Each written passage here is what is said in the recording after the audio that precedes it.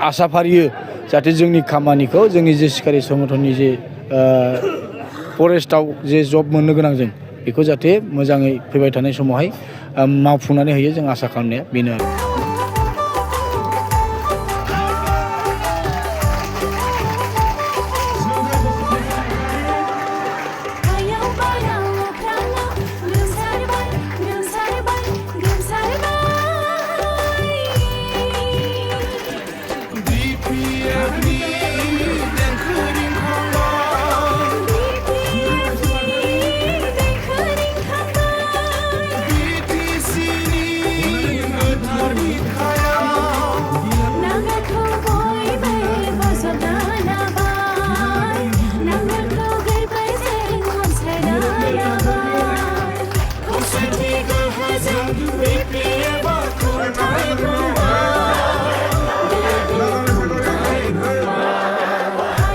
बे समावहाय आङो सिगाङावनो जोंनि मिडिया बिथांमोननिसिम जोबनो धन्यबाद होयो।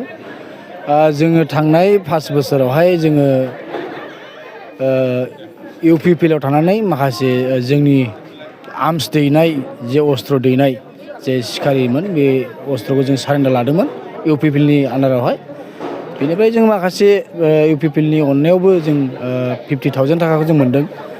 बेनिफ्राय जों जे माखासे जों जे सारेन्डार जादों सारेन्डार जानायनि जे बिसय जे मोन्थाय जोंनो जे होनो जे सिखार जादोंमोन बेखौ जोङो दिनैसिम मोननो थायाखै। माखासे प्रसेसफ्राव जों थांगासिनो दं, नाथाय जोंनि खामानियावहाय जोंनो खुनु प्रसेसै मोजां खामानि मावना होयैखाय जोङो जोंनि जे थांनाय 5 बोसोरावहाय जोङो गोबां नाजादोंमोन, जों मोनाखै, जोंनो होआखै। गतिके बिनि जुनै जोङो जोंनि बे थांनाय एमसिएलए इलेक्सनावनो जोङो गासिबो सोलायजोबखादों, जायनि जुनै जोङो बिटिसि गभर्नमेन्टखौ जों मोजां मोननानै जों बिटिसिआव भट थुनानै जों बिटिसिखौ देरहाहोखादों। प्लास जों दिनै बिटिसिखौ मोजां मोननायजों लोगोसे जोंनि खामानिया मोजां प्रसेसआव फैदों। जोंनि बिटिसिनि जायफ्रा मावग्रा बिबानगिरि बिथांमोना जोंनि थाखाय खामानिखौ मावनानै होदों। जोंनि जे प्रसेसा जे आवगायदों, जे जबनि जे जों खामानि मावदों बे खामानिफ्राबो जोंना आवगायनानै थांदों। जोंनि थाखाय जोंनि बे सिखारि सारेन्डारनि थाखाय बिटिसिनि माखासे मावग्रा दैदेनगिरि बिथांमोना बिराद मोजां खामानि मावना होदों। जाहाथे जों आसा फारियो जाहाथे जोंनि खामानिखौ जोंनि जे सिखारि संगठननि जे फरेस्टआव जे जब मोननो गोनां जों बेखौ जाहाथे मोजाङै फैबाय थानाय समावहाय मावफुंनानै होयो जों आसा खालामनाया बेनो।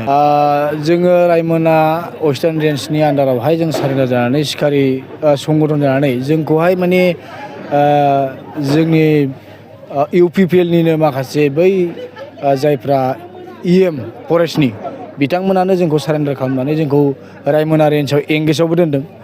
जोङो थांनाय 2021-22 तारिख सेप्तेम्बराव जों सारेन्डार जादोंमोन बे जोंनि रायमना फिल्डआवनो। बेनिफ्राय जोङो एंगेजआव थाबोदों। दा जों दिनै एंगेजआव थायै 4 बोसोरानो हाबबाय, नाथाय जोंनि थाखाय जेबो फिथाइ थायाखै बिथांमोननि गभर्नमेन्ट दालायाव। दा बेखायनो जों गोसोजों सोलायनाय लाबोनानै जोङो बिटिसि गभर्नमेन्टआव खामानिखौ माखासे प्रसेसआव लाबोनो हानायखाय जों गोबां रंजानाय मोनदों। बेथ' बेक्तिगत जोंनि सिखारि संगठननिफ्राय जानानै जों गोबां रंजानाय मोनदों। जाहाथे जोंनो मोजां मावनानै होलाङाखै बै समावहाय, बिनि जुनै जोङो नैबे बिटिसि गभर्नमेन्टखौ जों बिराद बिपिएफ गभर्नमेन्टखौ जों बिराद बाख्नायनानै लायो आरो।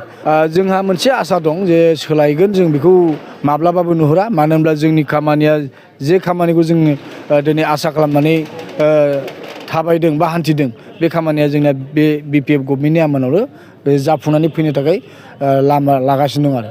जाहाथे मोजाङै मावफुंनानै होयो आं बिनिसिम आसा थाबाय आरो।